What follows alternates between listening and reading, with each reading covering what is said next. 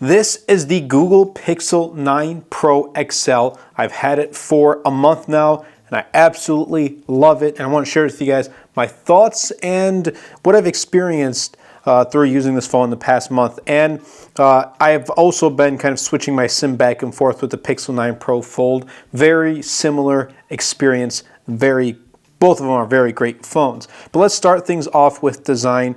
It's grown on me and it feels super premium, especially when compared to its predecessors, from this new like camera bar to its flat frames. And I still kind of wish this was a matte finish to the frames, because now like I can see the fingerprints. At first I thought it wasn't too fingerprinty, but the more I started to use it, the more I realized it does attract a lot of fingerprints.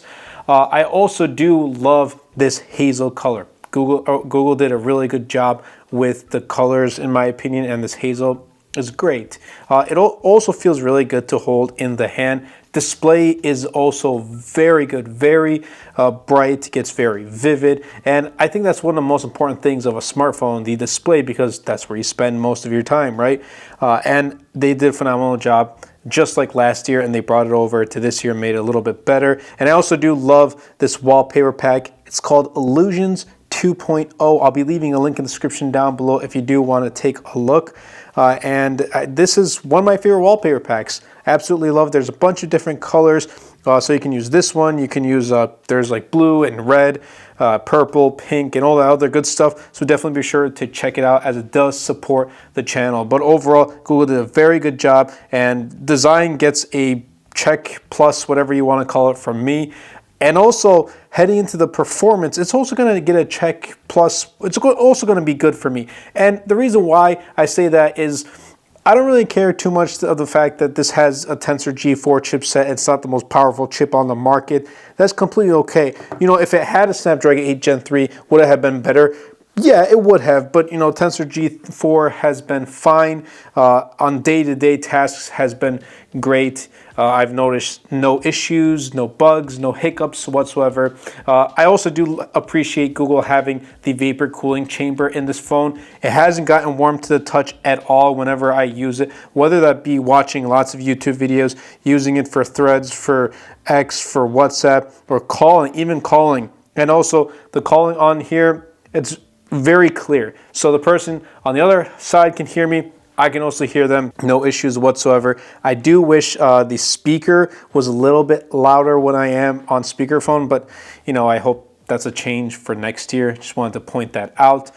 There are 16 gigs of RAM on board, and I still suspect that's for the AI features. Having more RAM is going to be needed for those AI features, and I've been using Magic Editor quite a lot, especially when I want to edit photos and remove some things in the background, or just change the background of my my photo, whatever it is. I've been using Magic Editor, and I also do love Pixel UI right here. It's still running Android 14, so after a month, I still have not received Android 15. That's completely okay. If it's not ready, it's not ready. We'll wait. I can wait. 7 years of software updates is also a huge plus. And what I also do like is the ultrasonic fingerprint sensor.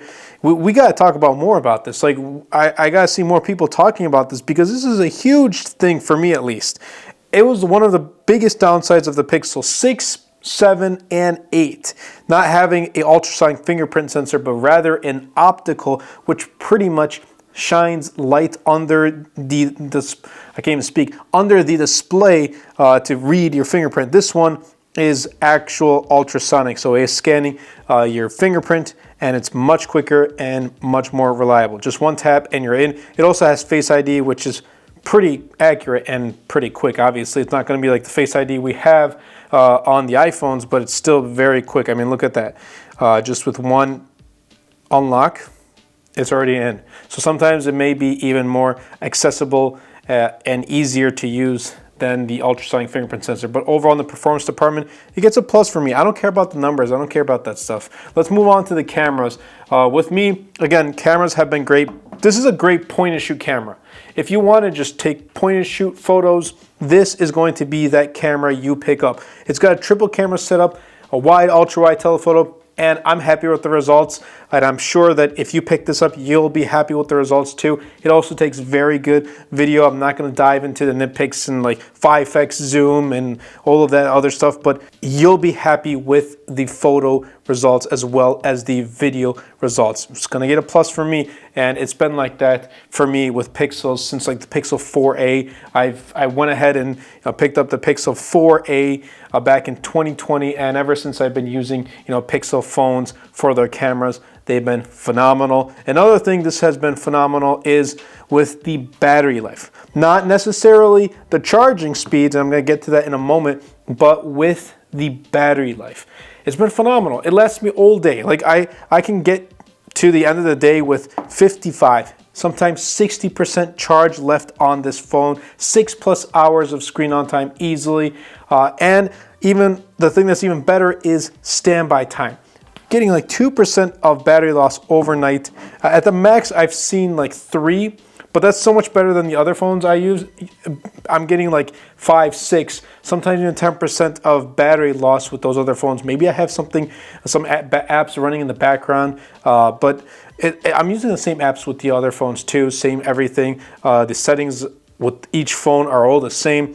So I don't know, it's just something I've noticed specifically with the Pixel 9 Pro XL as well as the Pixel 9 Pro Fold too, but the standby time has been great. But the charging speeds, now let's talk about that. The charging speeds have not been that great. Like, it's just like I have to dedicate specific time to charge the phone, especially if I'm in a rush. I need to kind of be proactive and charge it beforehand. Like if I'm going to go somewhere, I know that I need to charge this way before, or if like I can charge it at night when I go to bed, but if there's a time I forget to charge it the next morning, I have to get up and leave or get ready for the day and start my day, and I have to have my phone with me ready to use, then yeah, it does become a little bit difficult. Granted, the past couple weeks, like the past 2 weeks, has been a little bit easier since I've kind of transitioned to making videos full time. So definitely be sure to subscribe to the channel because lots of great content is coming soon. And I'm just working with like the back end now that I have so much more time and to dedicate to the channel. So many more ideas are just popping into my head, and outside of the channel too, just trying to grow the business. So I am kind of able to be more lenient with the charging speeds, but if I'm out on the go for that day, I need to make sure my phone is charged, plugged, and ready to go. So I hope next year Pixel 10 Pro has faster charging. Now, since Pixel 9 Pro doesn't have fast charging, I am able to kind of get over it by using this case right here from Thinborn.